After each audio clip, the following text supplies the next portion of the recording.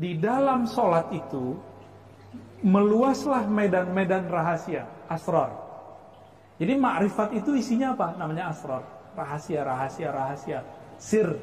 Asir itu yang ada dalam orang berbisik. Mungkin gak bisik-bisik ngomong yang biasa. Datang dong, ada yang mau ngomong asik nih gitu, mau ngomong seru nih. Itu namanya munajah.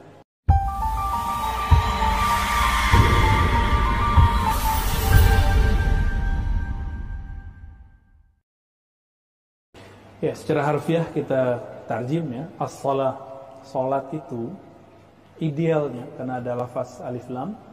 Jadi kesempurnaan salat itu ada natijahnya, ada buahnya. Apa buahnya? Tuhratun lil qulub. Mensucikan kolbu. Jika air mensucikan hadas di badan, maka hadas yang sudah masuk ke dalam kolbu, virus-virus dosa, dengki, iri, sombong, itu yang bisa bersihin adalah as-salah. Ya. Min adnasiz dzunub, daripada kotoran-kotoran dzunub. Dzunub ini unik istilahnya. Zanbun ya.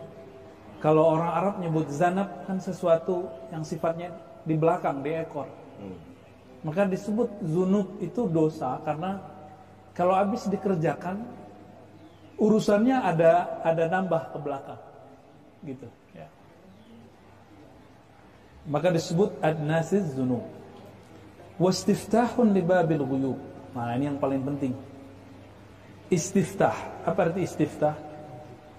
Membuka kunci li babil ghuyub, bab kegaiban. Makanya kalau versi Syekh Mansur nggak ada tawar-menawar masalah sholat itu ya. Jadi memang harus didirikan syariatnya. Walaupun kita baru tataran belajar ya harus. Kecuali antum udah bisa cara sholat yang lain. Ya. Intinya sholat kan aqimis sholata li dzikri, surat Thaha. Dirikan sholat untuk zikri. Zikri artinya bukan menyebut tapi mengingat. Tapi kalau belum sanggup mengingat cukup menyebut. Berarti supaya kita bagus sholatnya, yang harus dilatih bukan cara membacanya, bukan gerakannya harus begini. Itu mah anak TK juga bisa. Yang dilatihkan zikirnya. Bagaimana cara berzikir kalau tidak kenal siapa yang dizikirkan? Saya mau ngingat sesuatu yang saya nggak kenal, bisa nggak? Antum bisa nggak ngingat sesuatu yang antum nggak kenal? Ada? Nggak mungkin. Dan itu ternyata sudah menjadi kaedah daripada akal. Akal itu tidak sanggup memikirkan sesuatu yang dia nggak pernah lihat, nggak pernah dia pikirkan dan nggak pernah dia tahu. Ini udah konsep di belakang brain kita, otak kita nggak bisa memikirkan sesuatu, membayangkan sesuatu yang dia nggak pernah ketemu. Nah, pertanyaannya, otak kita pernah ketemu Allah nggak? Yang pernah ketemu Allah siapa? Kolbu aja nggak pernah, nafs aja nggak pernah. Yang pernah ar-ruh. Ar-ruh pernah ketemu. Jadi kalau thariqat kita baru zikirnya di kolbu, nggak ketemu Allah, baru bisa menyebut Allah. Ingat belum bisa. Jadi si kolbu ini dia kan servernya akal. Akal itu berpikir bagusnya dengan kolbu. Kolbu berpikir dengan apa? Kolbu itu kalau berzikir dia dengan ruh. Gitu nyambungnya ke sana. Jadi kalau kita buat, kalau orang awam dia berpikir fikroh ya, bahasa Arabnya fikroh. Fikroh mereka pakai apa? Datanya orang awam itu data empirik, bahasa Arabnya hissi ya. Apa yang dia lihat itu yang dia jadikan bahan pikiran. Maka mereka dengan kata Al-Quran dan binatang sama, ulaika kal an'am. Tapi kalau seorang mukmin, dia servernya nggak di sini, dia servernya di qalbu. Maka di Quran ada 2 ayat menyebutkan lahum qulubu ya'qiluna biha. Mereka kalau berpikir itu nggak pakai hissi, tapi pakai hati, pakai qalbu. Nah, qalbu ini sumbernya dari mana? Kalau dia nggak mengenal yang disebut, ya dia balik lagi ke sini. Berarti dia harus mengenal. Nah, kolbu itu teman-teman, ada yang jarang diekspos orang. Kolbu itu kan dia artinya sesuatu yang bergerak elastis. Berarti kalau kolbu sudah gak elastis, dia disebut qaswah, kesat. Kapan kolbu kesat? Kalau dia sibuk sama ini. Nah, ini kalau orang udah sibuk sama hisi, apa yang terjadi? Muncul namanya ghaflah. Ini istilahnya ala Arab dikit deh, biar serem dikit ya. Gak memang sih kita bisa begitu. Ghaflah, apa arti ghaflah? Lalai. Nah ini. Jadi kalau orang sholatnya pakai, jadi ada pelatihan sholat di tengah gunung, di tengah hutan. Emang nambah khusyuk? Coba aja, gak usah jauh-jauh, pergi ke Mekah aja deh. Ini antum yang sudah bertahun-tahun di Madinah, sholat di Masjid Nabi khusyuk gak? Sesekali.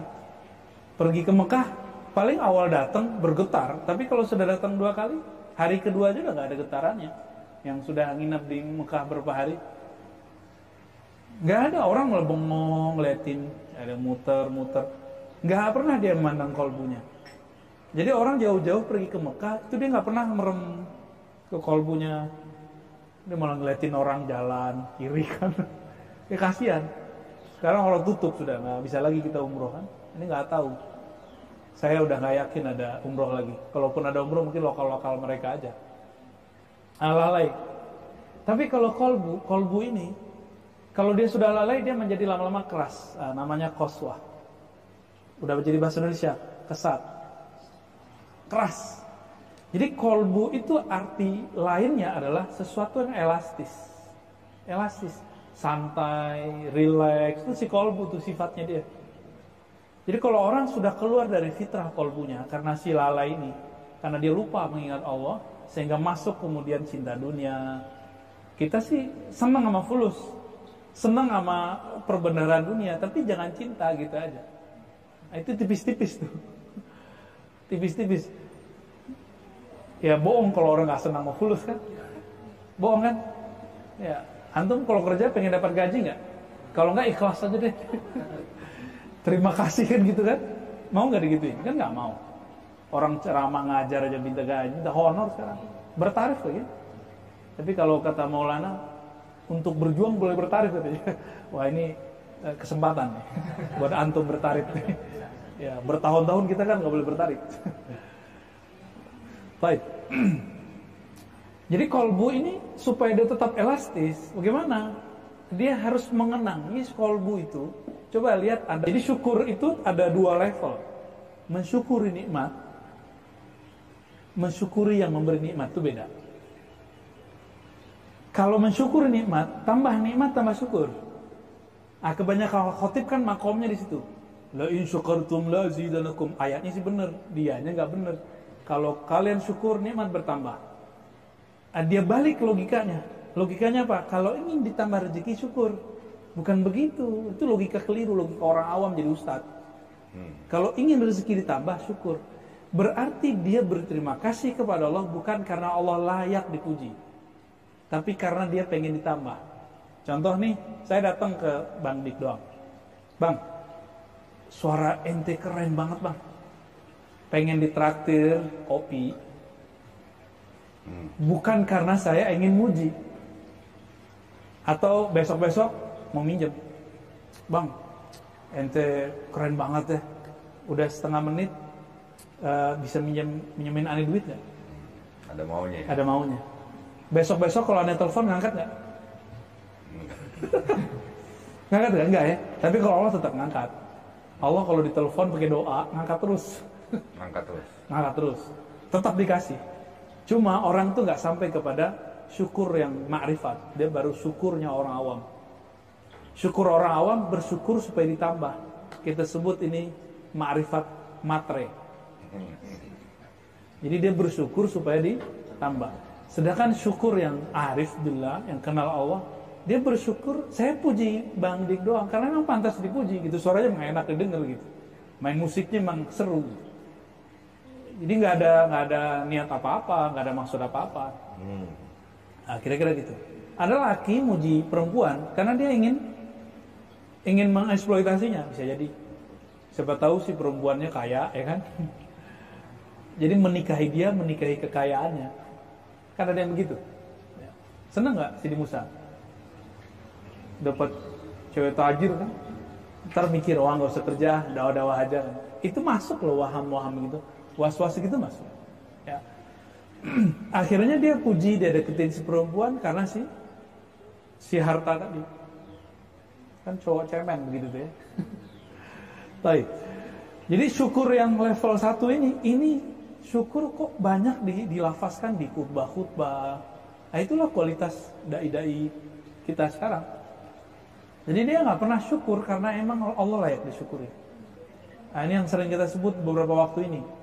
Ketemu, lihat mobil bagus, pengen sholawatin. Gitu kan? Secara awam sih benar, udah bagus. Tapi secara ma'rifatullah, dia sholawat bukan karena dia rindu Rasul, tapi dia sholawat karena dia pengen punya mobil. Ya, Nabi kalau kita minta kepada beliau pernah nolak nggak? Nggak pernah. Nabi baru pakai jubah, tiba-tiba ada yang minta, nggak ditolak. Cuma Nabi bilang, tunggu bentar ya. Nabi pakai dulu, Nabi hargain dulu orang yang beri ini. Sampai berkeringat, ternyata orang itu pengen keringatnya Nabi. Dan dia tahu Nabi nggak pernah nolak. Si orang ini punya feeling bahwa dia bakal mati dalam waktu yang dekat. Lalu ketika Nabi kasih, semuanya marah dan bertanya, kenapa kamu meminta barang yang baru dipakai Rasulullah? Apa jawaban dia? Aku ingin dekafani dengan jubah yang dipakai oleh Rasulullah. Gak ada yang berani gitu ya. Toh pada minta jubah antum. Baik. Nah, teman-teman, di ujung lafaz apa? Wastiftah li babil ghuyub. Jadi sholat itu kunci alam gaib. Berarti di dalam diri kita ada supaya dibuka oleh Allah Subhanahu wa taala. Kalau ahli fikih masuk sini nanya, itu bid'ah apa lagi nih? Paling bentar doang kabur.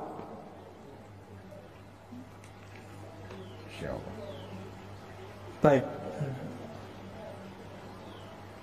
Jadi kalau teman-teman kita melakukan riyadhah, latihan koneksi batin, gak konek sholat aja, gak konek mandi wajib lagi, mandi tobat, ganti baju, ganti pakaian, coba lagi patron kaifiat yang sudah dikasih. Dimulai dari sholat, dan memang sholat dasar, sangat dasar. Baik, lanjut. Nah ini jeroannya sholat apa sih? Nah dijawab di sini. Hikmah yang ke-121. As-sholatu mahallul munajah. Sholat itu adalah tempat berbisik-bisik. Wa ma'dinul nasafah, tempat menyampaikan sesuatu apa adanya. Tatas'u fiha mayadinul asrar. Di sana di sholat itu akan terbentang medan-medan atau lapangan-lapangan rahasia-rahasia. Wa tashriqu fiha syawarikul anwar, dan akan terbit padanya kilauan cahaya-cahaya. Ya. Alima wujud ad-du'fi minka faqallala a'dadaha. Dia sangat tahu akan adanya sisi lemah darimu, maka dia pun menyedikitkan jumlah bilangannya. Wa alima ihtiyajaka ila fadlihi fakassara a'dadaha. Dan dia pun tahu akan kebutuhanmu terhadap karunia-Nya, maka dia pun memperbanyak pemberian-pemberiannya. Ya. Nah ini jawaban, kan antum minta rukhsah mulu kan? Nah ini jawaban ini. Thariqat rukhsah. Ini dia nih, minta keringanan mulu kan kita. Dari April jadi Oktober kan? Nah ini dia nih. Apalagi teman-teman tuh, zaman-zaman Kang Kodir tuh, Kang Torik tuh. Itu zaman-zaman Masya Allah. Ya. Bener ya? Ajib ya?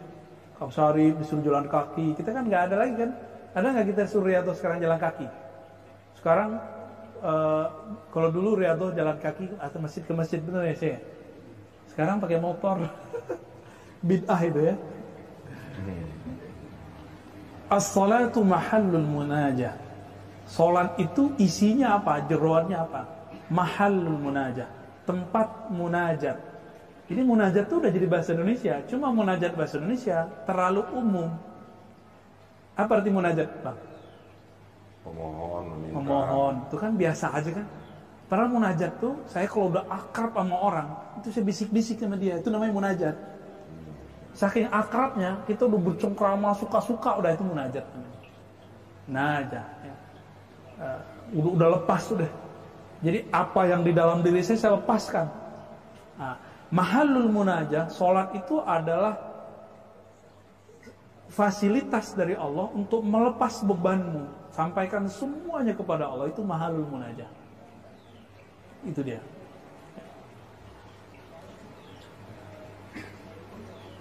Lalu wa ma'dinil musafah. Ma'din itu tambang. Ma'din ini tambang, tempat sumber. Maka ada disebut jannatu adad, itu surga sumber, tambang semua ada di situ yang indah-indah, yang berharga di situ. Al-musafah dari kata safa. Apa arti musafah?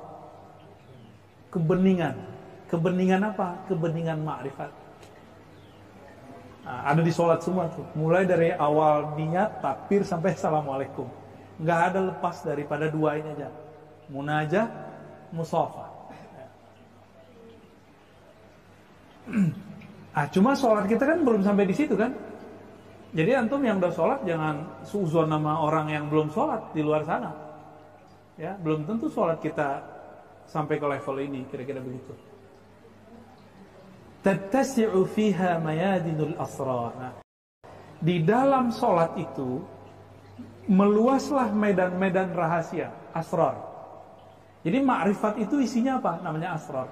Rahasia. Sir. Asir itu yang ada dalam orang berbisik.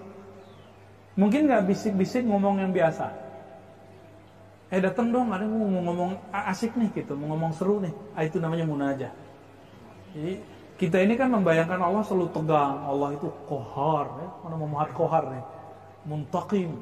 Allah itu tegas, jabbar, suka apa? Yang tegas-tegas lah.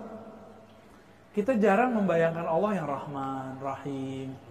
Rahman Rahim itu, yaitu sayang sama hambanya. Suka nyandain hambanya. Kalau bahasa Maulana itu, Allah itu suka nyandain hambanya.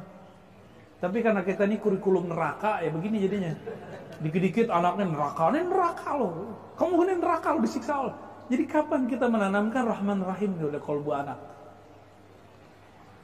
Enggak, betul gak? Ada nggak ayat Bismillahil Qahharil Jabbar, ada nggak? Dengan nama Allah yang maha memaksa, lagi maha merubah, dengan perubahan yang drastis kan. Jabbar itu perubahan yang cepat.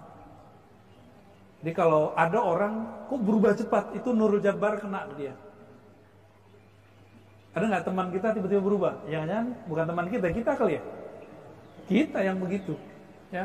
Saya aja ngerasa selama pandemi itu merasakan perubahan luar biasa. Ngaji hikam saya sebelum pandemi dengan sebelum pandemi dan setelah beda nggak akan habis. Ini yang nyaksiin saya ngaji hikam dari dulu nih, Sidi Musa sama Buya Hamidi, beda nggak? Sama di sini beda lagi ya. Itu nggak dibuat-buat ya. Gimana mau buat orang kitab nggak diapalin? Saya aja nggak tahu kita mau baca kitab apa, bab apa. Itu anugerah dari Allah Subhanahu Wa Taala. Bahwa ilmu itu kalau kita sudah koneksi dengan Play Store Rabbani, Jabaruti, kan kalau antum kan ke Google, Play Store-nya Play Store yang ada di buatan Cino tuh ya. Katanya nggak boleh anti Cina, tapi handphonenya Cina semua. Samsung aja pabrikan Cina, tapi anti Cina kan aneh. Ya? Kalau mau anti sekalian. Nah kalau kita kan anti, kita kan cinta dengan semua makhluk Allah. Ar-Rahimun, ya. Irhamu fil ard, yarhamukum man fis sama. Cintai makhluk di bumi. Saya masih ingat guru kita, para ahli hadis menjelaskan, yang di bumi itu siapa aja, Razi? Ada manusia, hewan, bukan gitu. Mu'minan kana atau kafiran. Mu'minkah dia atau dia belum mu'min? Itu wajib dicintai. Cuma sayangnya ke mu'min dengan rahimiyah, sayang kepada yang tidak mu'min dengan rahmaniyah. Itu dibedakan. Nanti kita jelaskan apa bedanya. Atau Maulana Abati langsung jelasin apa beda rahimiyah dengan rahmaniyah. Ada perbedaan. Jadi kita tetap sayang, tapi porsinya beda. Ini bukan ajaran pluralisme, enggak ada urusan kita begituan ya. Kita urusannya Asmaul Husna. Ya. Baik. Lalu dikatakan di ujung, wa tasruqu fiha, terbitlah di dalam salat itu syawariqul anwar. Syawarik artinya adalah cahaya kilauan-kilauan yang muncul kalau kita pagi-pagi ngelihat syuruk. Syuruk apa yang kita lihat sebelum keluar itu kita ngelihat apa? Ada cahaya yang indah sekali kan di timur. Ketika dia terbit, itu yang disebut syawarik. Sunrise. Sunrise itu sunrise ma'rifat itu ada dalam salat. Maka beberapa teman-teman itu belum zikir udah usul dalam salatnya. Jadi salat-salat yang diberikan patronnya oleh mursyid-mursyid antum, mentor-mentor antum itu jangan dianggap remeh. Itu kunci-kunciannya di sana semua. Yang Kafe Rumi belum dikasih salat-salat itu ya. Sabar ya. Ada ntar praktek-prakteknya. Insyaallah ya. Nah, tadi kan bab rukso ya. Apa kata beliau di lafaz berikut? Dia tahu bahwa kamu ini suka rukso. Alima wujudad dha'fi minka. Allah tuh tahu bahwa kamu itu suka ngeluh, suka lemah, suka ngeles ya kan. Itu dha'fi minka. Faqallala a'dadaha. Maka Allah itu sedikitkan bilangan salat. Karena Allah sudah sedikitkan, Allah aja sedikitin bilangan salat, apalagi Maulana, apalagi guru kita. Yang tadi harusnya 7 tahun riyadhahnya, antum cukup ini 7 bulan, atau bisa jadi 7 hari, atau bisa jadi 7 jam. Maunya yang dikit-dikit itu ya. Gimana Bang? Sepakat ya Bang? Jalur cepat. Jalur cepat.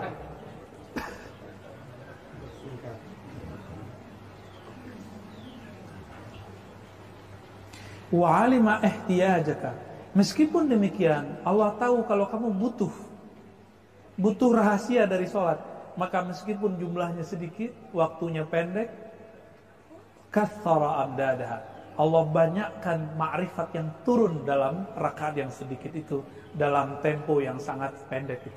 Dan saya merasakan, Syekh Mansur merasakan itu. Kita ini Buya Barzakhi, mana ada orang bisa ngadepin ilmu-ilmu begitu kalau Allah nggak kasih. Qallala a'dadaha kathara amdadaha. Allah sedikitkan riyadhahnya, latihannya, tapi rahasianya Allah banyakin. Inilah nikmat yang Nabi Musa Allah kasih lihat. Jadi Nabi Musa Allah kasih lihat umat Nabi Muhammad, dan jadi Nabi Muhammad itu enak. Apa kata beliau? Jadi Nabi Musa ini saking akrabnya dengan Allah, itu berani minta, ya Rob, itu posisi akhir zaman aneh aja di nabinya gitu. Apa kata Allah? Oh, udah ada nabinya. La tabdila li kalimatillah. Enggak ada perubahan tuh kalimatullah.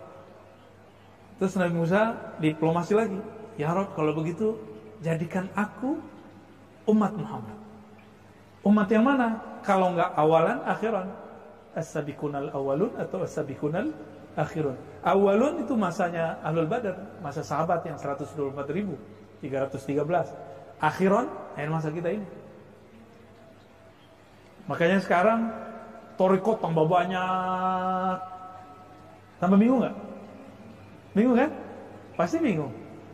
Ada antara yang banyak itu kan intinya sama. Intinya kan aqimis salata lidzikri, ya, anta abudallah ka'annaka tarah. Kalau jangan pakai gaya-gaya plat merah tertentu, kan ada oknum-oknum PMS tuh. Kalau bisa dipersulit, ngapain dipermudah? Kan gitu. Sama, ini ada plat merah di tarekat juga ada. Jadi pegawai-pegawai resmi, mursyid plat merah. Ini mohon maaf banget para mursyid. Kalau bisa dipercepat, ngapain murid diperlambat? Kalau riyadhahnya bisa diringankan, kenapa diberatkan gitu? Dulu saya buat riyadhah masa-masa dulu sebelum kesini, itu suluk 40 hari, kita buat 7 hari. Teman kita datang, Timur Tengah, dia bilang, "Ane cuma dapat izin dari pesantren 3 hari, jadi megang pesantren." Yaudah ente, yang penting nginep di sini 3 hari. Kita rukhsah semua, disindirlah kita oleh para mursyid-mursyid. Akhirnya kita nanya, kamu melarang kita buat 3, 7, 10 dari mana? Kalau saya punya dalilnya, punya kitabnya. Ada kita sebutkan kitabnya. Oh, mereka nggak mau tahu. Begitu yang disuruh guru saya. Nah, kitab-kitab yang lama itu sudah memberikan celah. Dia masih ngotot dengan cara guru-gurunya. Orang ini baca bukan baca ya, bayar zakat aja udah pakai transfer sekarang ya, itu kan, itu ma'rifat bisa transfer gitu loh, canggih, emang canggih, nanti bisa semua jadi percepat. Ini masa percepatan. Baik, ya, masih lanjut nih, belum tanya jawab kan? Belum. Iya, foto. Hikmah yang ke-123. Mata talabta 'iwadan 'ala 'amalin ulibta biwujudi sidqi fihi wa yakfil murida wujdanis salamati. Nah, ini dia gawat ini ya. Lanjut terjemahin. Kapanpun kamu menuntut adanya ganti atau balasan terhadap suatu amalan, maka di saat itu kamu dituntut adanya kejujuran dalam beramal, kesungguhan dalam beramal itu. Dan cukuplah bagi seorang murid adanya keselamatan atau ketulusan. Ya, ketulusan. Ya, teman-teman. Ini kan torekot fulusiyah ya. Torekot fulusiyah itu enggak? Fulus. Biar gimana duitnya banyak, tuh kan. Ada kan torekot begitu? Sholawat supaya kaya raya, zikir supaya kaya raya, itu ada itu torekotnya. Boleh nggak torekot begitu? Boleh. Cuma apa kata beliau? Mata talabta 'iwadan 'ala 'amalin tulibta biwujudis sidqi fi. Kalau kamu emang niatnya seperti itu, pengen kaya, pengen dapat hasil sekarang juga, maka kamu dituntut sungguh-sungguh. Jadi sidq ini bisa berarti kesungguhan ya. Misalnya nih, dulu Mbah Mangli make ini, beliau pegangannya sholawat nariyah 4.444 kali. Apapun hajatnya Allah kasih. Dan itu zahir. Banyak para pengusaha, pejabat, jenderal datang ke sana. Rata-rata jadi semua. Kita nggak boleh sebut ya, beberapa itu ada. Itu zahir. Ada orang yang pengen usaha makanan, jadi ada yang pengen naik pangkat, jadi semua. Ini dia cuma sungguh-sungguh 4.444 kali. Nah, itu kesungguhannya. Wa yakfil murid wujudus salama. Murid itu sebenarnya cukup dia salamatus sadar aja. Jadi ketulusan ketika beramal. Nah, itulah dipangkas dengan kalimat ilahi anta maksudi. Jadi ilahi anta maksudi itu supaya orang enggak terjebak. Sholawat supaya ini, zikir supaya ini, tahajud supaya sehat. Kan ada orang buat sholat bahagia. Emang kalau nggak bahagia nggak sholat lagi? Nah, sehat dengan puasa. Kalau nggak sehat nggak mau puasa lagi. Berarti Tuhan kita puasa. Tuhan kita sehat. Sholawat supaya kaya. Kalau nggak kaya nggak sholawat. Jadi nanti orang begini nggak ditemui Nabi. Nabi nggak mau temui dia. Kira-kira gimana? Mau sholat begitu? Jadi sholat fulusiyah nggak usah lah dibaca. Malu sama Rasulullah. Itu sebabnya Habib Mahdi sholawat nukutnya nggak pakai lafaz begitu, lafaznya biasa aja. Allahumma sholli ala, gimana lafaznya? Allahumma sholli ala sayyidina Muhammad gitu doang kan? Nggak ada sholatan tuksiru bil fulus wan nukut, nggak ada. Itu antum su'ul adab. Jadi mohon maaf, kita agak beda manhaj. Itu su'ul adab, bagi aneh nggak pantas. Ketika sahabat Nabi minta baju Nabi, marah semua sahabat. Kira-kira begitulah, wali-wali marah sama antum kalau antum ngomong begitu. Orang pengen sholawat tuh pengen ketemu Nabi, kita kok malah pengen sesuatu dari Nabi. Sesuatu yang sifatnya gak ada hubungannya sama Nabi lagi. Mulai Pajero lewat, Allahumma sholli ala Muhammad. Bagi Allah. Ini kan apa ya? Rasulullah tega gak? Orang ini gak dapat, ya dapat juga jadinya. Cuma setelah dia dapat pasti sholawat gak dia? Paling dia nanti gak jadi sholawat ke orang, tapi sholawatnya sholawat fulusiyah lagi. Bukan sholawat, jadi sholawat Torikoh Pajerawiyah. Banyak orang di luar nggak pakai sholawat dapat pajero, kok ngapain pakai sholawat segala, ya kan? Itu main-mainan. Jadi kita kalau teman-teman kalau sudah ngaji hikam, ya, jangan zikir itu untuk selain Allah lagi udah. Sholawat itu hanya emang untuk Nabi. Maka Ubay bin Ka'ab ketika nanya, wahai Rasulullah, saya jadikan sholawatku kepada engkau itu sepertiga aja gimana? Terserah engkau. Kalau setengah gimana? Terserah engkau. 2/3 gimana? Terserah engkau. Berarti Nabi nggak mau. Nabi maunya di hati beliau semuanya. Ubay, Allah kasyafkan kalbunya. Maka Ubay mengatakan, baik wahai Rasulullah, aku jadikan semua sholawatku untukmu. Maka Ubay nggak pernah lagi sholawat supaya hidup enak. Maka dia mau hidup enak, hidup senang, mau hidup apa, dia penting sholawat sama Nabi Sallallahu Alaihi Wasallam. Ya. Nah, jadi kalau sudah belajar hikam, sholawatlah karena rindu kepada Rasul. Sholawatlah karena cinta kepada Nabi Sallallahu Alaihi Wasallam. Ya. Kita sholawat karena kita syukur nurnya Nabi nyampe ke orang-orang kayak kita yang nggak pantas dapat ini. Gitu. Ya.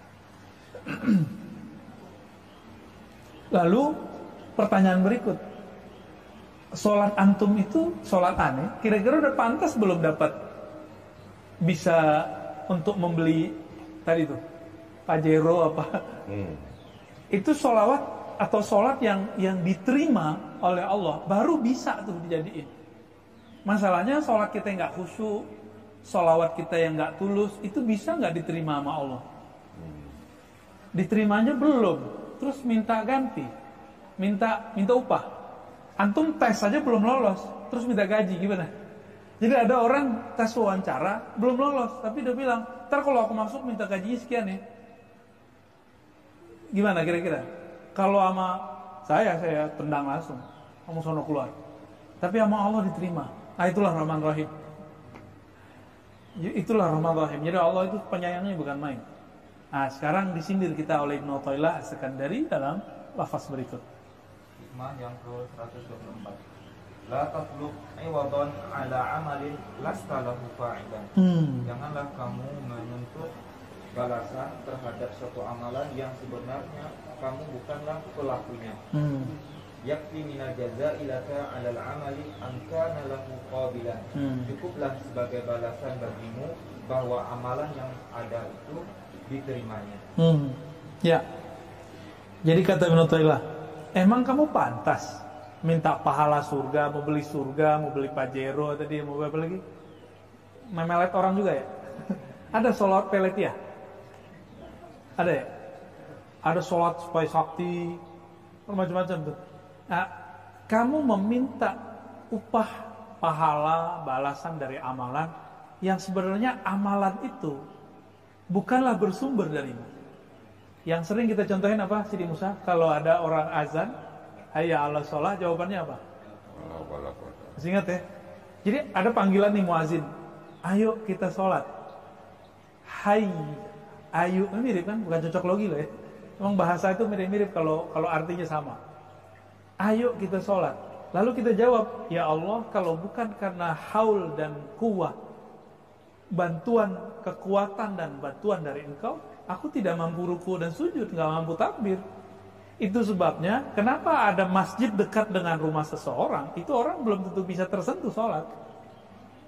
Walaupun di samping rumahnya ada azan bunyi, walaupun handphonenya bunyi azan, dia belum tentu bisa langsung sholat. Karena yang bisa gerakin dia sholat itu Allah. Oke, itu pertama. Yang kedua, tubuh ini dari siapa? Terus ada hadis, a'inni ala dzikri. Ya Allah, bantu aku menyebut namamu. Ketika kita takbir Allahu Akbar, yang disebut nama siapa? Berarti saya nyebut Allahu Akbar itu bantuan Allah, bukan?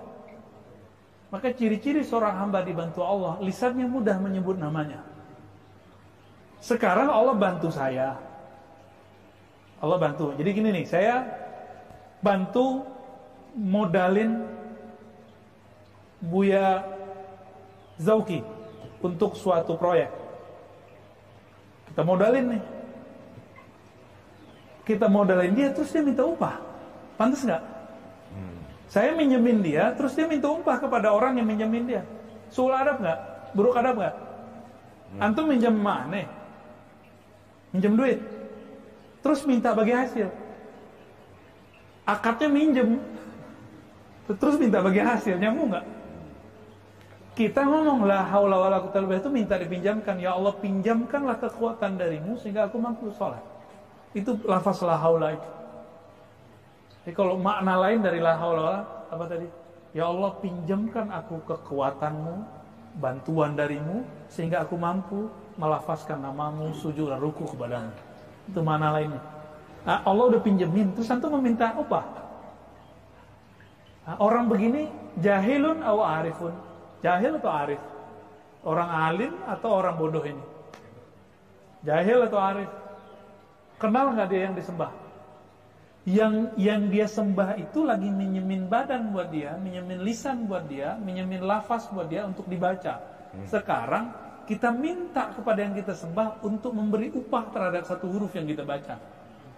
Maka Rasulullah ketika berbicara kepada Sayyidina Abu Bakar, Sayyidina Umar, Utsman, Ali, sahabat yang 10, bahkan sahabat yang 313 itu beda kelasnya dengan sahabat-sahabat yang lain. Sahabat 313 ini Nabi nggak ngomong pahala. Tapi kalau sahabat yang lain Nabi ngomong satu huruf dapat pahala 10. Jadi kayak anak kecil. Jadi sahabat itu kayak anak kecil. Ntar kalau dia sudah naik makomnya baru diajarin yang begini. Sayyidah Aisyah, apa kata beliau? Wahai Rasulullah, kakimu sudah kapalan. Untuk apa? Padahal engkau sudah dijamin diampuni masa depan, sekarang dan yang berlalu. Jawaban beliau apa? Bukan cari pahala loh, saya pengen dapat surga yang tinggi. Begitu nggak Nabi jawabnya? Apa jawaban beliau? Abdan syakura, hamba yang bersyukur, berterima kasih. Tubuh ini ditakdirkan Allah sujud. Nah, itu sebabnya sujud syukur kalau dalam bab ma'rifat sudah hampir wajib. Coba lihat Syekh Mansur kalau habis sholat pasti langsung sujud syukur. Murid-murid beliau semuanya sujud syukur tuh. Kalau murid ribat kan enggak ya? Ya. Kalau habis sholat ya doa-doa aja kan.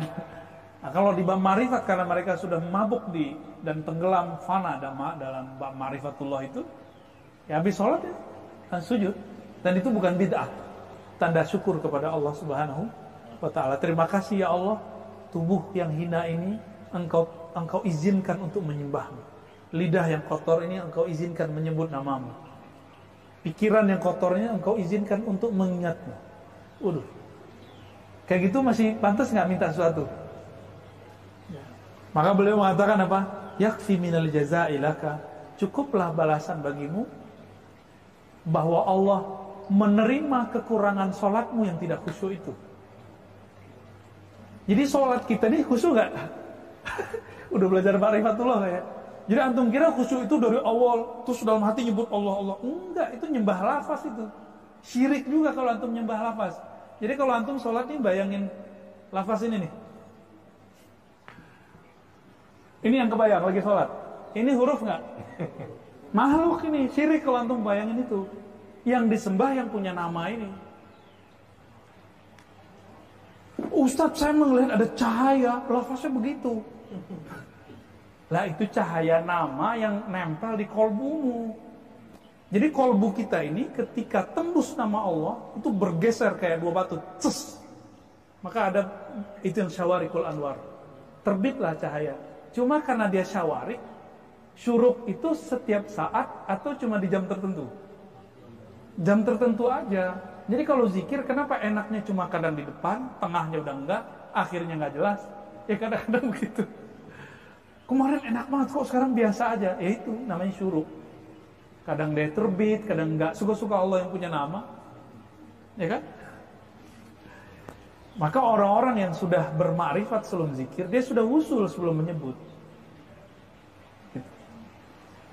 Itu sebabnya di majelis Maulana Abati, kenal dulu baru sebut, kenal dulu baru bisa ingat. Nah, untuk mengenal, aneh kalau kenalan nih, pertama, namanya siapa? Cuma begitu, biasa aja. Namanya siapa mas? Gitu kan? Ya enggak? Nah, Allah itu basa-basi sama kita. Kamu tahu enggak namaku siapa? Hal ta'lamu lahu samiyya. Walillahil asmaul husna. Jadi Allah itu mesra sekali sama kita, akrab sekali. Allah malah yang nanya. Ya kan? Baik. Jadi teman-teman yang melakukan Allah, karena mengenal itu harus dimulai dari nama, maka awal ma'rifat adalah ma'rifatul asma, mengenal nama Allah Subhanahu wa ta'ala. Akhirnya pun mengenal yang punya nama. Yang punya nama bisa jadi namanya lebih banyak lagi. Coba nama Bang Dik doang, ternyata nama kecilnya Rizky itu di rumah dipanggil apa? Entong. Om ganteng. Aduh. Enggak, waktu di kampung, di rumah Mbak Bapak Bengek. Tuh, dia punya nama loh, Bengek. Kalau di sekolah dulu waktu Badung-Badung apa panggilannya apa? Woi. Woi. Tuh, itu panggilan semua. Kalau orang manggil woi, nyaut gak? Nyaut.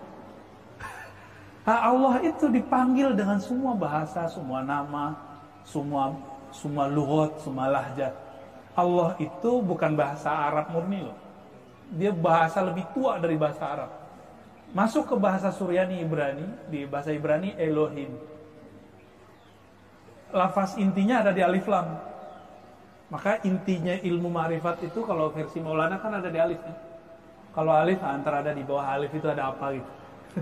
Nah, itu bagian beliau lah ya. Kita manas-manasin aja biar antum datang lagi malam Rabu kan. Karena aneh itu kulit-kulitnya doang. Ntar beliau yang jeruan-jeruannya masuk kan. Lebih merinding-merinding lagi kan. Jadi orang kalau nanya ini ada kitabnya ke sini, ada kitabnya gitu. Karena kalau beliau kan kitabnya di kolbunya. Nah, Play Store langit itu ketika diinstal itu masuknya ke kolbu. Kan saya menginstal nih, masuknya ke handphone kan. Mungkin nggak kita nginstal satu tapi nggak ada emailnya. Harus ada nama email dulu kan. Itulah nama ruhani. Supaya ada, biar masuk ma'rifat tuh ada tempat masuknya. Antum harus kenal dulu nama rohani. Maka nanti ada latihan dan itu wajib bisa berkoneksi dengan ruh kita sendiri. Nah, itu yang disebut man arafa nafsahu. Ya. Kalau di thariqat biasa yang formal itu man arafa nafsahu itu cukup dengan mengenal sifat-sifat, tabiat-tabiat. Itu baru arafa nafsiyah. Nafs yang zahir, belum nafs yang ruhiyah. Ya. Nah, kayaknya di situ ada pertanyaan tuh. Apa pertanyaannya? Assalamualaikum warahmatullahi wabarakatuh. Coba. Ya, luar biasa Buya. Sejak saya melihat YouTube Buya menjelaskan tentang nama tubuh ruh, saya banyak bertanya kepada guru-guru saya. Beliau mengatakan ini bukan materi umum. Jadi saya dianggap lancang dong. Ini adalah kerahasiaan. Masya Allah. Maka pertanyaan saya, ketika seorang ibu sudah dihembuskan ruh bayi di situ, apakah sudah ada namanya? Atau kita akan mencari nama itu setelah kita mencari keilahian, agar senantiasa tubuh jasad dengan tubuh ruh ini selaras gitu. Tapi pertanyaannya di surat Al-Fajr, hei jiwa-jiwa yang tenang, datanglah kepadaku. Jadi sebenarnya ini nama ruh atau nama jiwa. Lalu jiwa ini apa? Ruh ini apa? Buya, mohon izin Buya. Pertanyaannya kelas profesor deh. Wah, yanda. Baik, izin Syekh Mansur, nanti kalau kurang tolong ditambahin ya. Kalau mau pakai dalil atau langsung? Terserah. Tapi kan kita makhluk dalil ya, butuh dalil. Antum silakan cari surat Shot ayat 72. Nanti ketemu. Jadi di ayat sebelumnya Allah berfirman, sesungguhnya aku menciptakan bashar. Bashar itu tubuh ini. Tempatnya si nafsiyah. Tubuh ini bashar. Sisi manusiawi. Aku ciptakan. Jadi Allah itu kasih kata pujian yang sangat luar biasa. Kalau yang tubuh kasar ini Allah cipta, tapi giliran yang ditiupkan gak dicipta. Bahasanya tiupan. Boleh dong kan dihapus? Diulang lagi yang terakhir. Inni khaliqun basharan min tin, gitu kalau gak salah ayatnya. Itu di ayat 71 kalau gak salah. Sesungguhnya aku menciptakan manusia, sisi manusiawinya itu dari tin, dari tanah, anasir tanah. Jadi kayak avatar, ada anasir tanah, anasir udara, anasir apa? Api. Nah, itu di tanah kan lengkap semuanya. Tanahnya macam-macam kan. Ada tanah yang kebakar, ada tin, ada masnun kan. Ada macam-macam istilah tanah di Quran ya. Ada tanah liat, ada tanah gosong. Itu ada tuh istilah tanah lumpur. Kalau yang korupsi itu tanah curian kali ya. Tanah sengketa. Nauzubillah ya Allah, nauzubillah, nauzubillah. Siapa tahu mereka jadi wali Allah ntar kan. Ya nauzubillah, kita nggak ada maksud merendahkan siapa-siapa. Karena orang yang maksiat hari ini belum tentu dia maksiat selama-lamanya.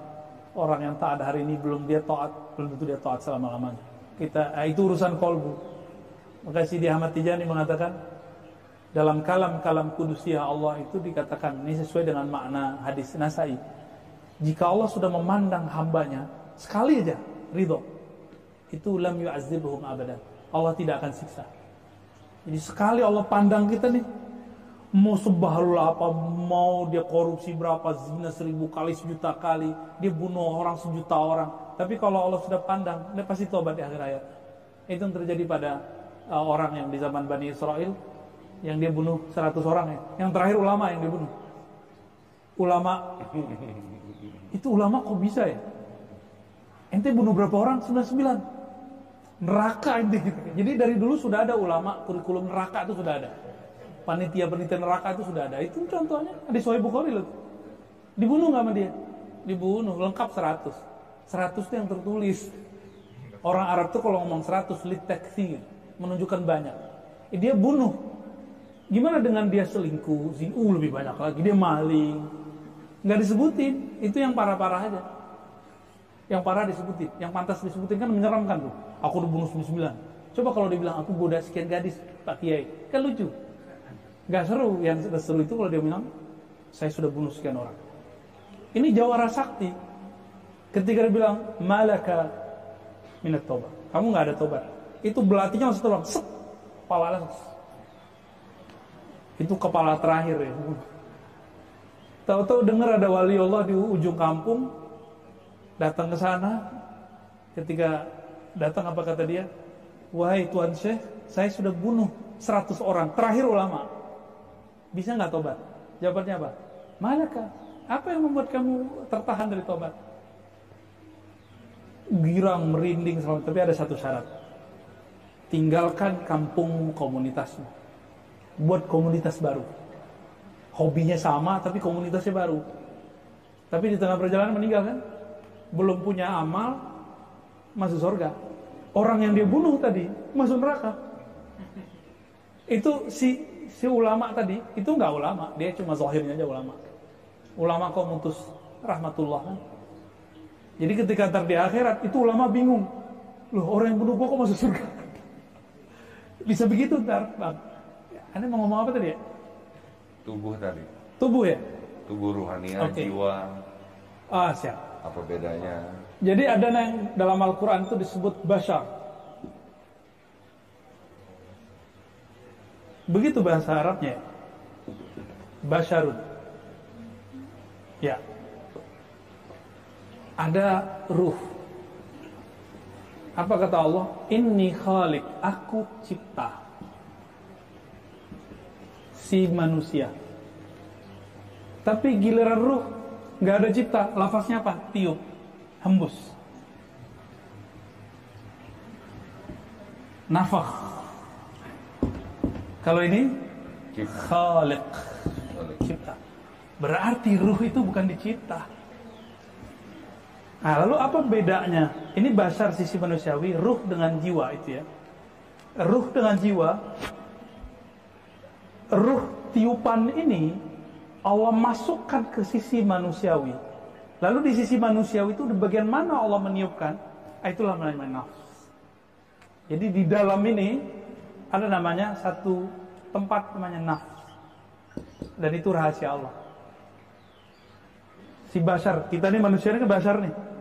Nah, Allah tiup di mana? Ini ditiupkan masuk ke dalam. Nah, di dalamnya itu ada namanya kolbu. Itu sebabnya Imam Ghazali kesulitan untuk membedakan antara ruh, qalbu, nafs. Satu lagi akal deh. Imam Ghazali sendiri agak kesulitan dalam kitab Imam Ghazali Ihya Ulumuddin yang jilid ketiga ya, tentang Ajaibul Qalb Ihya Ulumuddin. Beliau menyebut keajaiban. Itu bahasa saya sudah paham langsung. Orang Arab kalau ngomong ajaib itu beda dengan kita ngomong ajaib. Kalau kita bilang ajaib artinya apa? Canggih. Orang Arab kalau bilang ajaib itu aneh. Keanehan kolbu. Ini kolbu itu aneh gitu. Keunikan, unik. Maka dia itu seakan-akan menamakan sama. Latifah Robbaniyah, Latifah Robbaniyah, Latifah Robbaniyah, Latifah Robbaniyah. Disamain. Titik halus yang bersumber dari Rob. Itu versi dari Allah benamkan ke dalam apinya kolbu. Apinya kolbu itu yang kemudian isinya si nafs. Jadi ruh itu masuk ke situ. Ruh ini tadi pertanyaannya ada nama nggak? Ya ada. Orang gini nih, Bang Dik doang kalau keluar negeri itu bisa nggak pakai KTP, nggak pakai paspor? Nggak bisa. KTP lokal bisa berlaku nggak ke Malaysia? Nggak bisa. Harus pakai paspor. Namanya sedikit beda kan nama yang KTP? Ada tambahan nggak? Ada kan tambahannya? Yeah. 3. Jika untuk perjalanan antar kota harus ada nama, masa perjalanan dari alam sono masuk ke alam janin, dari janin masuk ke alam fisik ini nggak ada nama, nggak bisa jalan dia. Maka perjalanan itu kenapa tertahan? Semua torekot itu bisa tertahan karena dia nggak tahu nama dirinya. Man arafa nafsahu, diterjemahkan man arafa isma nafsihi. Siapa yang mengenal nama dirinya dulu, baru karakter dirinya, baru sifat-sifatnya, penyakit-penyakitnya, obat-obatnya, baru terketemu jalan menuju Allah, sang peniup ruh. Gaya sok pinter. Posisi jiwa tadi belum dijelasin antara jiwa dan ruh. Ini kan Bashar ini si bayi. Kalau versi hadis kan ada 2 versi. 40 kali 3 sama 45 hari ditiup. Berarti sebelum itu dari nutfah, dari sperma, S aja ya, sampai kemudian ditiup, saya tertarik pakai yang ini 45 hari. Karena kita konfirmasi ke dokter-dokter kandungan, umur 28 sudah ada jantung, sudah ada otak, sudah ada paru, sudah ada semuanya. Umur berapa? 28 hari. Kalau udah kawin ya. Cuma manusia mini kecil, bergerak sendiri. Ketika umur 40-an, kata beberapa dokter bidang ini, udah ada jurnalnya juga, itu terjadi integrasi, si jantung ini bergerak karena ada kaitan dengan otak ada kaitan dengan paru, terus itu satu integritas sama. Jadi dia terintegrasi. Ada koneksi semuanya. Barangkali kalau mau kita bahasakan secara kedokteran disebut terintegrasi. Kalau bahasa kita peniupan ruh. Kalau bahasa anak komputer penginstalan ruh. Windows berapa tuh? Komputer nggak bisa jalan kalau ada Windowsnya kan? Ada penginstalan, ada yang nginstalin, ada barangnya. Dikasih nama nggak ketika diinstal? Kalau yang original loh ya, dikasih nama nggak? Kecuali yang nggak original, nggak perlu nama. Yang KW nggak perlu nama. Itu sebabnya kajian-kajian kebatinan, kerohanian yang namanya nggak jelas, itu kemana-mana perginya. Kemana-mana perginya. Jadi nama rohani itu nama syafaat sebenarnya. Ya karena sayang guru dikasih ke kita, ya. Dan ruh antum yang minta itu ruhnya. Kan dia mengalami. Jadi ketika masuk itu perjalanan ibarat pesawat masuk ke bumi, goncang, nyampe di dalam janin, lahir, lupa deh. Amnesia spiritual. Istilah kita di Cafe Rumi ya. Itu sudah ada kajian itu, amnesia rohani. Di rohani mengalami amnesia. Itulah sebabnya kenapa Allah kirim para rasul. Para rasul sudah wafat. Lah Nabi ya Ba'di kan gak ada lagi Nabi. Itu sebabnya Nabiullah Khidir statusnya bukan Nabi secara manzilah nubuat. Tapi beliau Nabi. Kan debat nih Imam Qushairi dengan imam-imam yang lain. Kata imam yang lain, Nabi Khidir nabi. Nah ini dipakai mazhabnya oleh Imam Nawawi, pengarang Arba'in. Supaya nanti orang gak berpikir Nabi Musa itu belajarnya sama wali. Ntar orang mikir wali lebih tinggi dari Nabi. Ini kekhawatiran Imam Nawawi. Wajar, ahli akidah, ahli hadis, ahli fikih. Imam Qushairi, ahli akidah yang sudah konversi, naik dia ke ilmu ma'rifah. Apa yang terjadi sama beliau? Beliau ngomong ini, sekarang Khidir itu wali. Saya lama mikir, gak ngerti-ngerti. Di sini saya baru paham. Ketemu Maulana Abati. Padahal hadis sudah kita hafal, gak ngerti-ngerti. La nabi ya ba'di, apa kata beliau?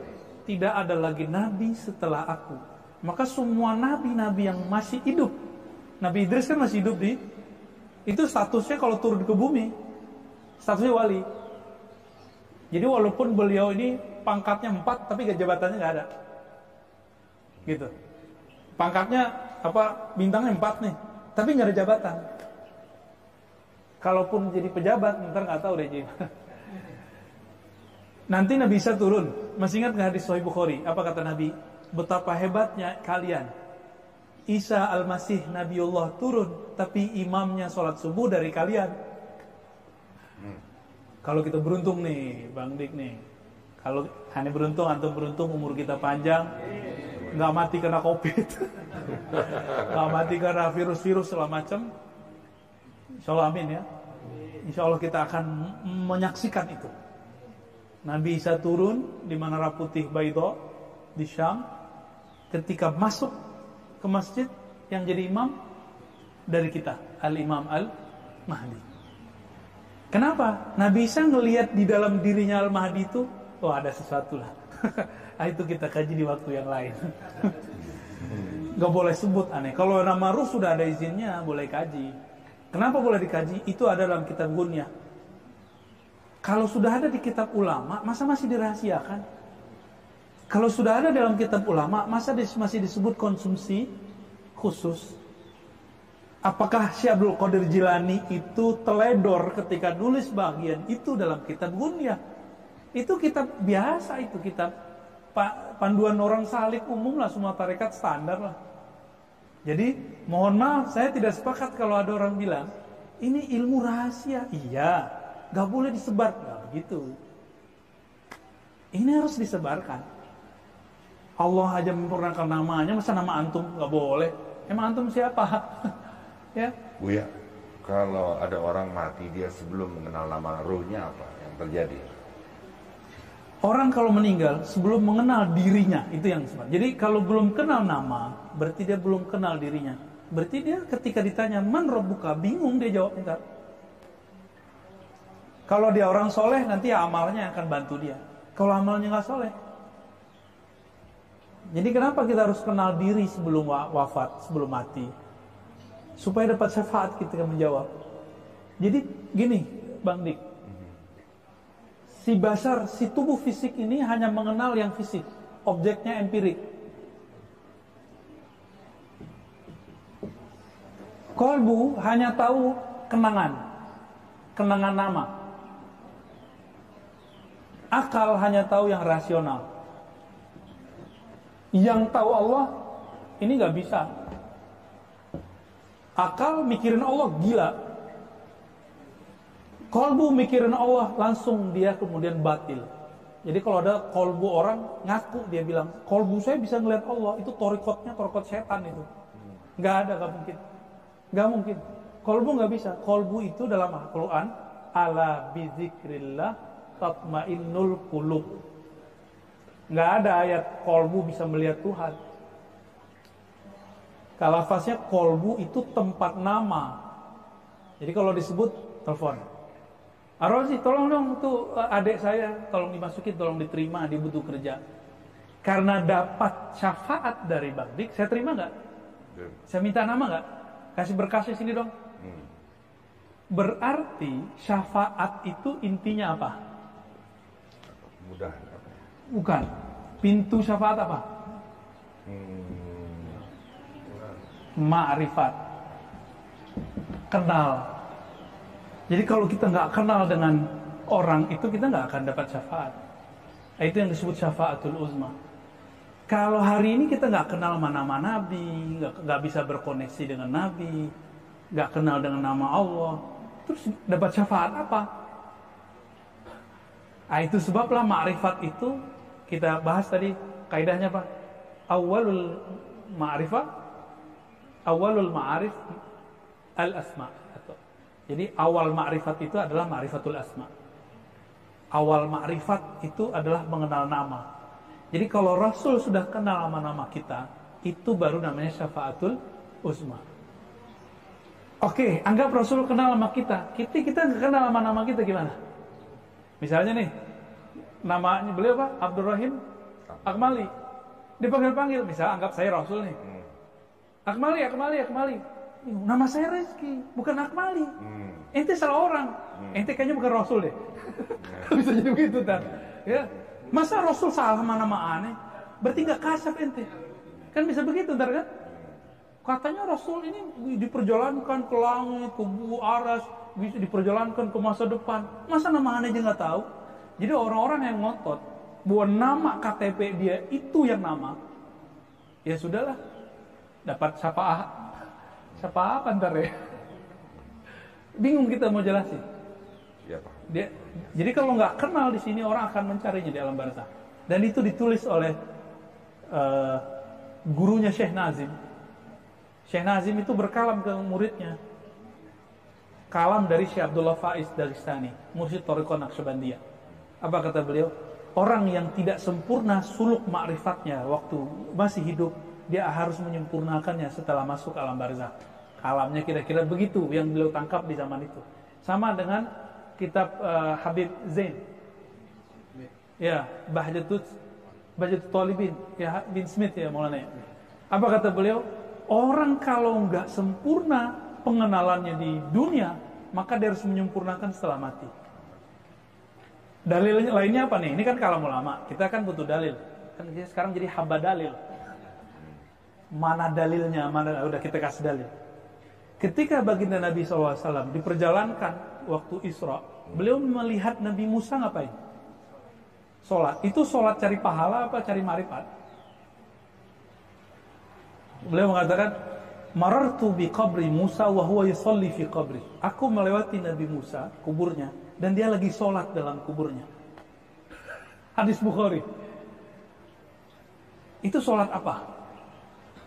Sholat mau naik manzilah. Dan kesempurnaan para nabi ketika mereka bisa sholat di belakang Nabi Muhammad SAW. Itu sebabnya 124.000 yang diceritakan beliau, itu sholat semua di belakang Nabi. Kalau versi ahli hadis nih ya, Nabi jadi imam.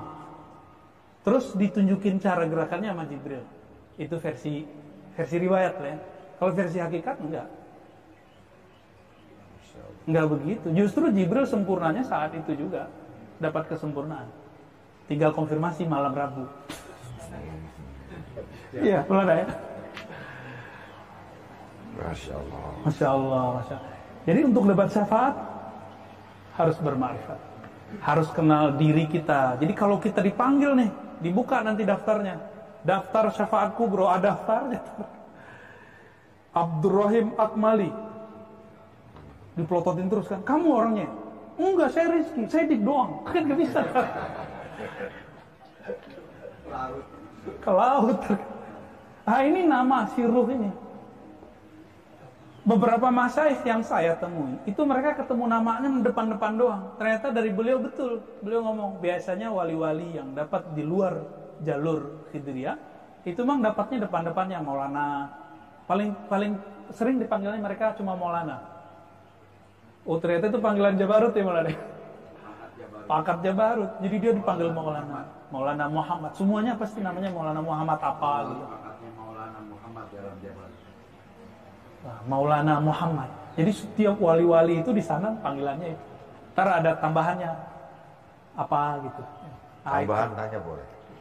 Fadal. Kalau ani nggak bisa kan ada guru kita. Ya kalau menuju marifat, haruskah kita melewati syariat, tarikat, hakikat, marifat? kudu begini atau suka-suka Allah? Hapus. Rukso lagi ya? Oktober di Masya Allah. 3 kali nego ketemu Oktober. Yeah. Jadi lebih tinggi dan lebih tinggi lagi memperdalam kedalaman di mana Allah memiliki ridho di situ. Betul. Betul. Betul banget. Sohih banget. 100 kali. Kecak. Karena banyak sekali ledekan gitu ya, ejekan. Nggak mungkin lo dapat marifat sebelum syariat lo benar. Nggak begitu. Nggak begitu ya? Nggak. Salah ngaji kali saya.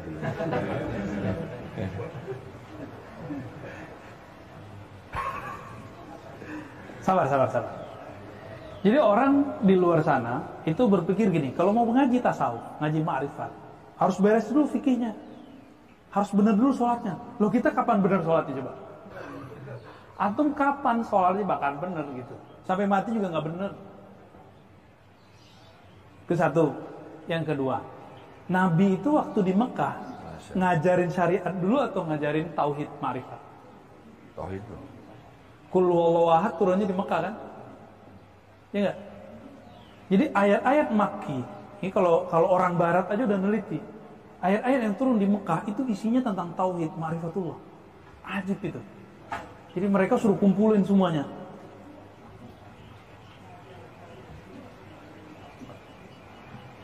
Ada Arthur Jeffrey, orang-orang barat ya, yang pakar-pakar. Lama amat Kang. Mau bersih marifat ya kayaknya.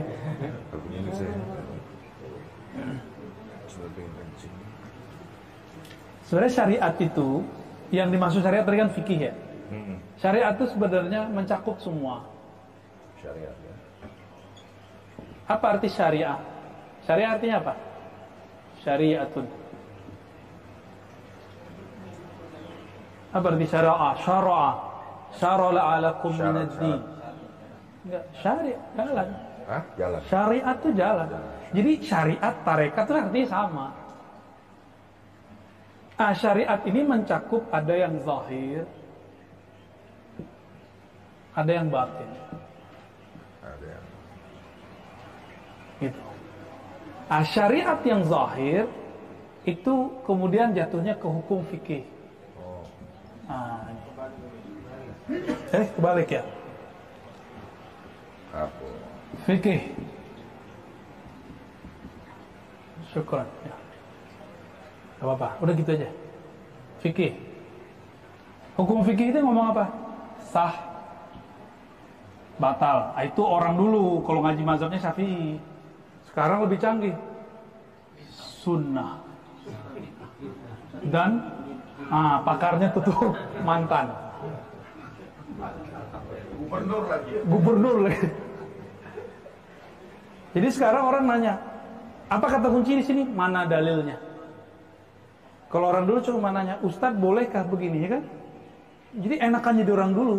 Jadi Ustadz sekarang repot nyari dalil. Untung kita digedor-gedor sama guru kita kan. Kalau nyebutin satu perkara, aneh kalau nggak nyebutin dalil, itu bisa dirobek-robek tuh kertas kita. Nyebutin dalil nggak boleh. Ya Syekh, ya Sidi Syekh. Saya bawa dulu teks nih.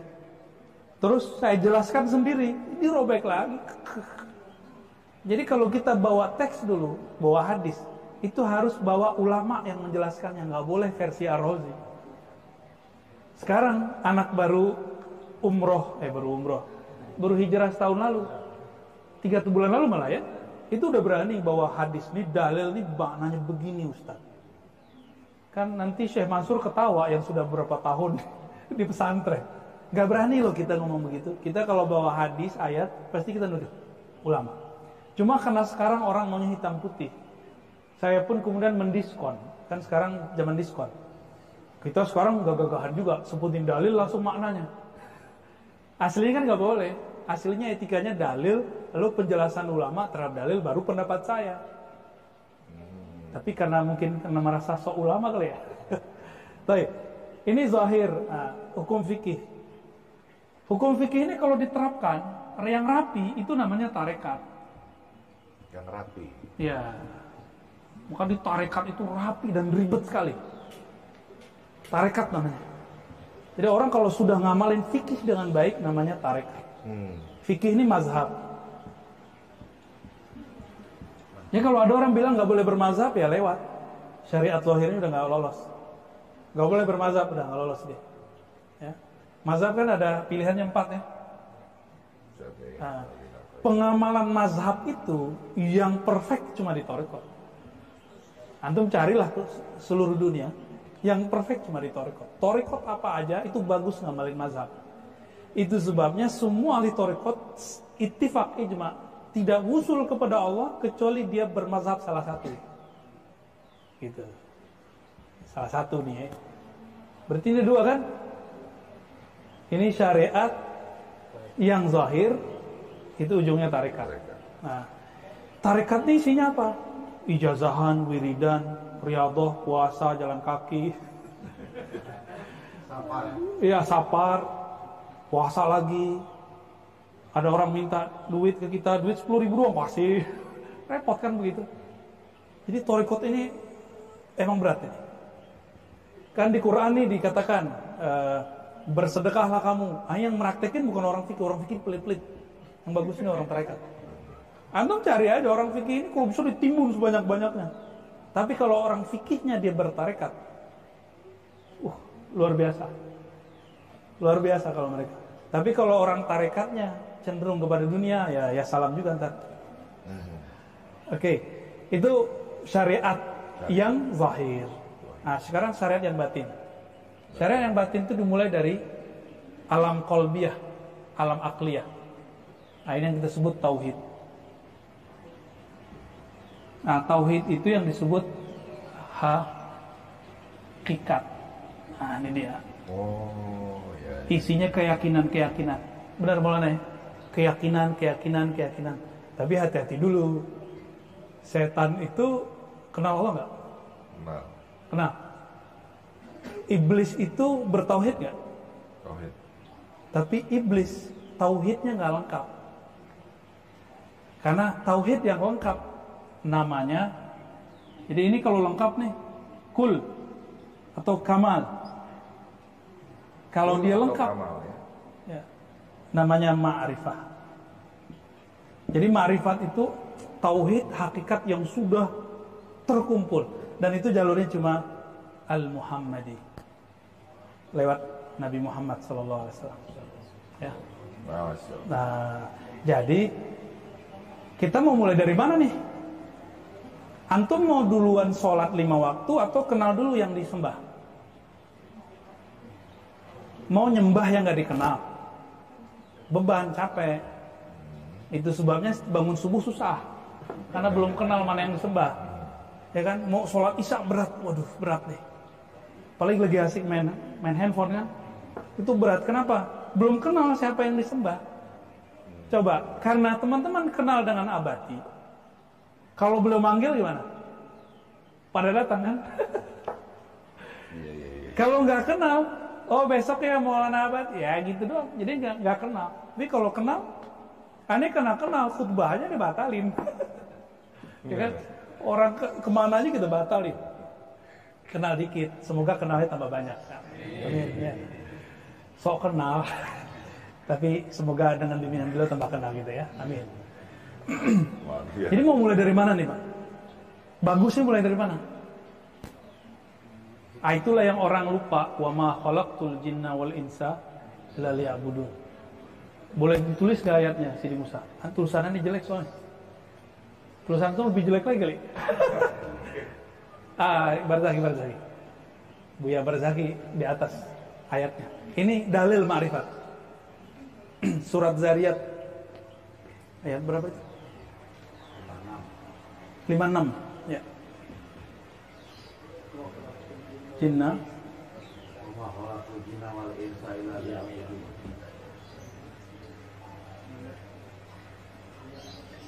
canggih tulisan antum nih. Itu khot apa itu? Rika sama Ciputat. Hot MPA ini kayaknya. Khalaqtul jinna wal insa illa liya'budun. Ini ya. Yes. Baik, jazakallah khair. Coba, tidaklah aku ciptakan jin, ya. Ma di sini tidak. Tidaklah aku ciptakan jin dan manusia kecuali ya'budun. Kalau orang ahli fikih nerjemahin ya'budun itu ritual. Sholat, makanya orang-orang tua-tua dulu kalau misalnya anak, nah jangan lupa sholat ya, gitu kan? Benar nggak? Secara fikih benar. Tapi kalau orang alim ma'rifat nggak gitu. Nah jangan lupa Allah ya, gitu yang benar. Mungkin nggak saya, ya abudun itu kan kalau bahasa Melayunya sembah. Sembah itu artinya hormat. Bang Dik gak kenal saya, mungkin gak respect sama saya.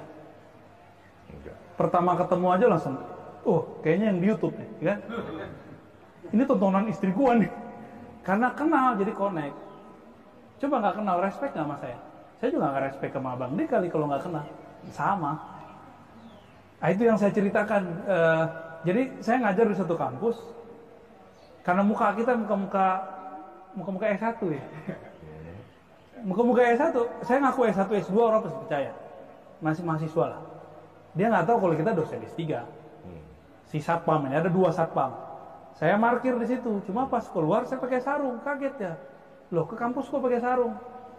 Yang pertama nanya, mau kemana Pak? Mau ketemu teman saya Pak Direktur. Oh oke. Keluar, nyampe di belakang mobil, datang lagi satu. Kamu mau kemana? Gitu. Waduh, kaget saya. Hari mau Jumat kita mau khutbah, di samping itu ada masjid. Kamu tahu nggak siapa saya? Saya nanya pelan-pelannya. Kamu tahu nggak siapa saya? Nggak tahu. Saya dosen S3 di sini. Oh langsung disenyum tuh. Ampun. Mohon maaf Pak. Kayak gitu. Jadi saya nggak akan respect sama orang kalau saya nggak kenal. Jadi kenapa kita ini nggak pernah menghargai Allah? Karena kita nggak kenal Allah. Gitu. Nggak menghargai Allah itu kan menyebut dirinya anad dahru. Aku itu dahr, time. Jadi Allah membahasakan dirinya dengan waktu. Maka menghina waktu, menghina Allah. Bilang, kok saya hidup zaman sekarang, itu menghina Allah itu. Jadi jangan ngomong begitu. Itu udah takdir Allah ke kita. Tapi kan waktu bisa diminta cepat kan tadi. Oktober. Jadi Allah, kita itu nggak menghormati waktu. Enggak, jadi Allah apa? Allah adalah waktu. Anad dahr, aku adalah sang waktu. Wah, keren. Itu. Itu makanya banyak. Tapi bukan waktu kecil ya, bukan W, tapi W besar. Itu makanya banyak surat Al-Fajr, Wad-Duha, Wal-Asr. Dia juga itu. Demi aku yang bermanifest di waktu pagi, yang mengenalkan diriku di waktu sore, di waktu asar. Wah, Gitu. Nggak kenal Allah waktu subuh, Allah kenalin waktu syuruk. Nggak kenal di waktu duha. Itu tegur-teguran semua. Astagfirullah. Sok tahu aneh. Masya Allah. Ya kalau konser kita udah tepuk tangan nih. Ya, Masya Allah, terjawab nih semuanya, banyak rahasia-rahasia. Masya Allah, Masya Allah. Berkah guru kita. Ya Allah, ya Karim. Udah jam berapa nih? Lanjut. Lanjut bacanya apa? Lanjut pertanyaannya. Dibaca dulu aja. Mana kita tanya ini? Tadi itu di Bismillahirrahmanirrahim. Hikmah nomor 125. Idza arada ayuzhira fadlahu 'alaika khalaqa wa nasaba ilaika. Apabila dia menginginkan untuk memperlihatkan, menzahirkan karunia-Nya kepadamu, maka dia menjadikan dan menisbatkan itu kepadamu, menisbatkan karunia itu. Kalau di surah Al-Mu'minun itu qad aflahal. Jadi Allah itu kalau ingin membalasi kita dengan sholat, maka Allah menyebut sholatihim. Boleh kan dihapuskan? nggak disebutin pahalanya. Sholat itu terpahalanya nikah sama 70 bidadari, kurang banyak. Nggak itu. Jadi orang itu dapat pahala ketika Allah sebutkan hadiah gerakan yang aku gerakkan di tubuhmu itu sebagai milikmu. Kan kita nyebut inna salati wa nusuki wa mahyaya wa mamati lillah. Salatku ya Allah ini milikmu. Sekarang Allah terima lalu dikembalikan ke kita. Allah kan gak butuh salat kita. Allah butuh salat gak? Maka di ayat keberapa itu? Qad aflahal mu'minun alladzina hum, ayat kedua, fi salatihim. Salatihim.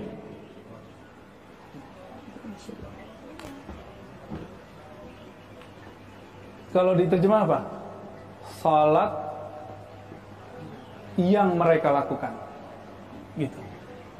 Kan tadi kita jawab, hayya 'alas shalah, ya Allah berikan aku kekuatan untuk salat. La haula wala quwwata illa billah. Berarti salat kita karena Allah yang gerakin. Berarti geraknya gerak siapa? Gerak Allah. Sekarang Allah kasih hadiah, udah salatmu aku terima. Aku sebut salatku itu salatmu. Dia nyembah dia menyebut dirinya. Dia menyebut dirinya dengan lidah kita. Kita punya siapa? Punya dia. Ya dia juga. Lillahi ma fis samawati wal ardh. Miliknya langit dan bumi. Tubuh ini dari bumi. Ruh kita boleh kita sebutlah langit. Berarti diri kita adalah langit dan bumi itu secara ma'rifat. Milik Allah yang di langit dan di bumi inilah kemudian Allah kasih, nih punya kamu. Nah, itulah yang surga. Itu yang disebut dua surga. Waliman khafa maqama rabbih jannatan. Bagi yang takut kepada makom Allah. Jadi Allah menyebut dirinya bermakom. Kata makom ini bukan cocok logi loh ya. Maqama rabbih.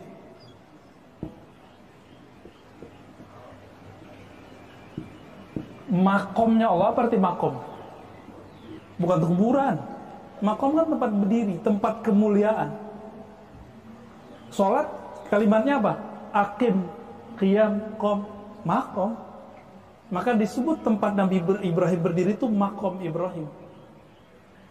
Nah, itu penandaan-penandaan ilahiyah itu yang ada kepada Sayyidina Ibrahim. Itu sebabnya. Apa bedanya? Saya sholat ada bekasnya, Nabi Ibrahim ada bekasnya. Bedanya apa? Nah, itu dia. Makomnya waliman khafa maqama rabbih. Itu yang mana ya?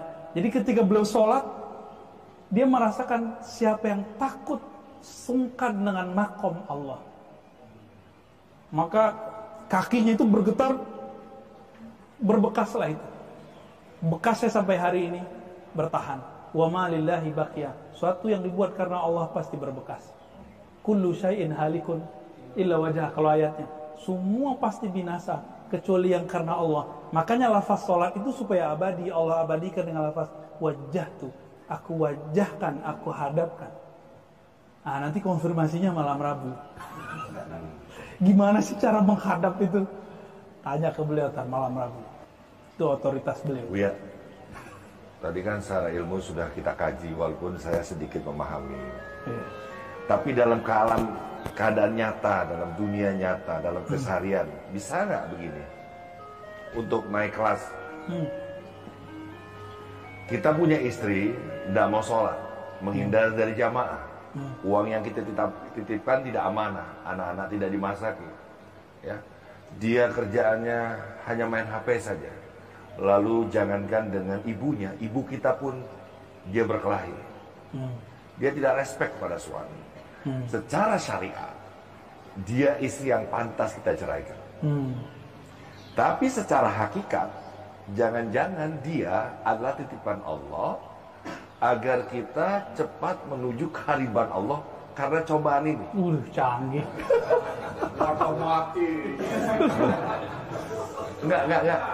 Enggak kan tadi ilmu sudah kita dapat. Dalam kajian kesehariannya kan harus jelas juga. Ajib. Wah, sih? Kan udah ngalamin. Baru tuh aneh, antum udah berapa? Nggak, kira-kira gimana? Apakah? Iya, pinter itu pertanyaan. Cuma satu nabi yang diperintah oleh Allah lewat Nabi Ibrahim, itu anaknya sendiri, Ismail, yang disuruh cerai. Cuma itu aja. Tapi selain itu enggak. Nabi Nuh punya istri, enggak ikut beliau, malah ngetawain beliau. Dicerai enggak? Enggak. Tapi ketika ada perintah, ditinggal. Tapi Nabi enggak menceraikan. Nabi siapa lagi? Nabi Lut. Enggak, tapi ketika ada perintah baru. Jadi menceraikan sendiri, meninggalkan itu bukan karena emosi, tapi karena perintah ilahiyah. Nah, udah ada belum perintah itu di kolbu? Kan belum ada. Kita aja belum tahu server perintah itu turunnya kemana. Kan itu kayak tadi. Kalau sudah tahu nama, sudah tahu tempatnya nama, siapa yang bernama, siapa yang menerima bisikan-bisikan ilhamnya, fa'alhamaha fujuraha wa taqwaha, baru kita bisa bedain ini perintah mau menceraikan dari setan atau dari Allah. Saya mau nikah nih, ini nafsu saya ngomong atau perintah ilahiyah.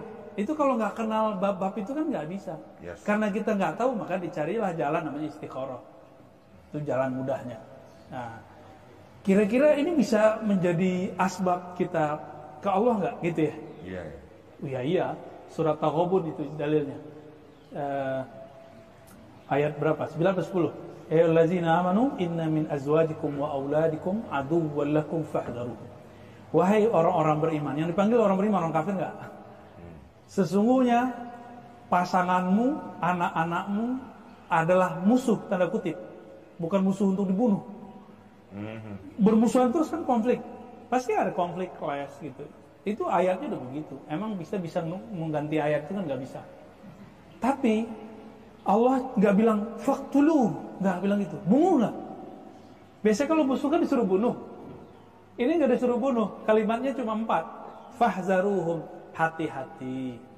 Hati-hati kalau ngomong, hati-hati kalau emosi. Terus habis kita nih. Wa'fu. Kalau kau usahakanlah untuk menghapus kesalahannya. Itulah afu. Maka di sini tuh terkenal afu Ustaz, afu Kiai, afu Syekh. Saya tuh mikir, ini afu-afu apa ini?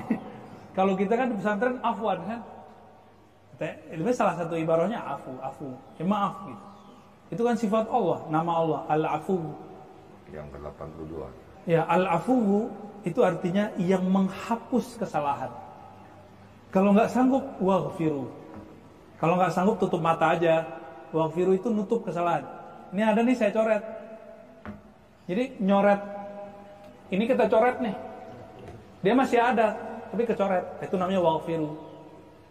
Jadi maghfirah itu kesalahan yang Allah coret. Kalau wa'fu, kesalahan Allah hapus. Pilih mana? Hapus. Nah, kalau Allah minta begitu, masa ke pasangan gak begitu? Yes. Ya. Nah, di tengah-tengahnya apa? Wa'fu wasfahu waghfiru. Jadi ada tengahnya wasfahu ini tetap berjabat tangan, rangkul, mesraan. Sepantasnya lah hubungan manusiawi. Karena para nabi diuji dengan istrinya, kita juga diuji dengan istrinya. Istri juga diuji sama kita kok. Jadi jangan kemudian nganggap kita ini teruji oleh istri. Enggak, kita juga ujian bagi dia. Sok suci amat kita merasa dia ujian kita kan. Tapi kita nggak pernah merasa kita ini ujian buat bini kita juga.